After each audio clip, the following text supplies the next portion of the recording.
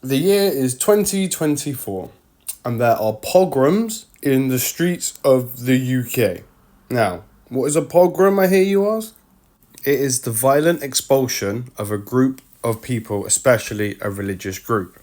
So the main goal of these coke sniffing, Stella drinking, fucking lunatics are to go out there and cause violence, hatred, and death if possible, right?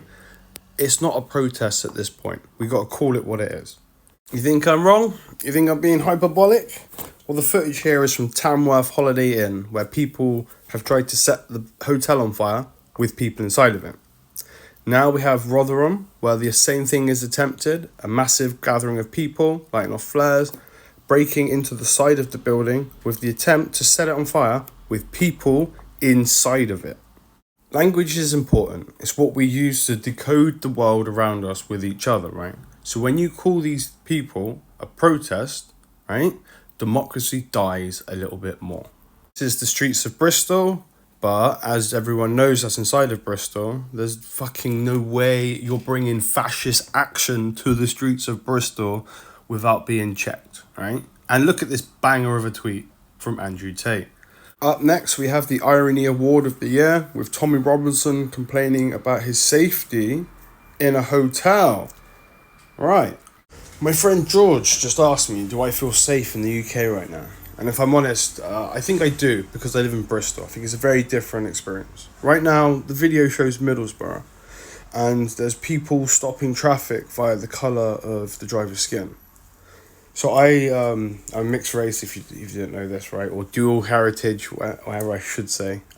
My girlfriend is from Hong Kong, and she feels unsafe. She didn't want to go into the city centre on the Sunday when the counter protest was. I had a lot more faith that the counter protest was going to be a lot bigger. But the point was, my girlfriend doesn't feel safe in the city she's in because there are literal ethnic nationalists on the streets directing traffic, fighting Indian people, fighting Islamic, just fighting anyone that looks non-white. This is a situation I never thought I'd experience. This is the kind of thing I remember hearing about like in 70s and 80s, but I don't even think the fuel was had that much fire, or rather the fire had that much fuel. I think there was elements. I mean, like I remember growing up and there's like Stephen Lawrence murders and such like this, right?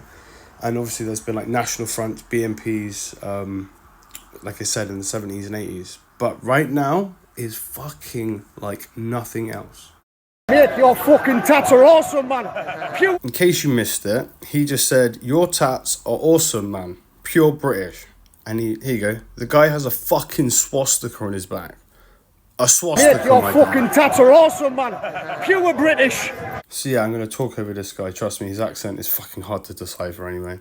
It sounds like a typical southerner dissing a northerner, but no, it's a non-Nazi dissing a Nazi right now. These are the group of ethnic nationalists. These are the people that believe England for white English people born here.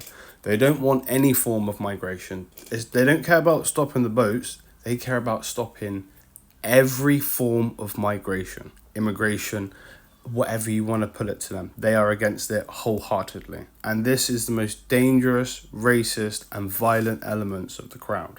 Next part of the crowd, and arguably what people will claim to be the biggest, is people like Tommy Robinson and Nigel Farage. They'll claim that they're civic nationalists and that they just want to ask questions and that the right to protest is fine, and it should be upheld. And they'll call the pogroms protests, and that's how they'll try to get away with it.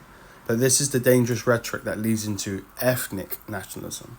Then other elements of the crowd will be your general alt-right, people that don't like establishment politics, your reform voters, people that don't feel their voices are being heard by Parliament or Westminster.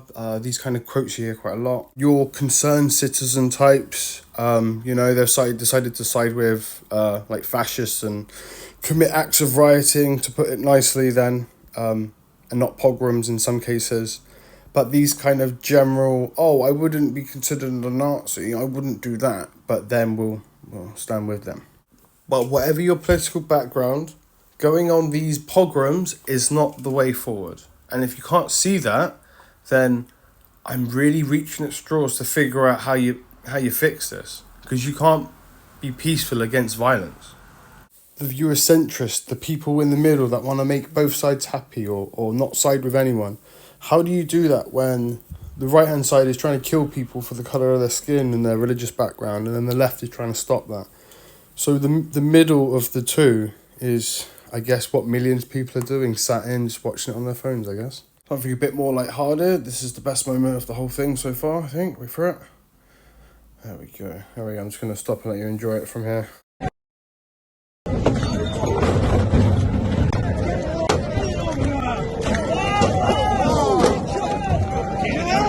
Stay safe, be organised, don't get hit in the nuts with a giant rock. Type in your city and anti-fascist into like Instagram or Google and you should find some resources. For whatever reason, the state is being reactive instead of proactive with this. So they're waiting until something bad happens by all accounts. So again, just be very careful and protect your neighbours, you know.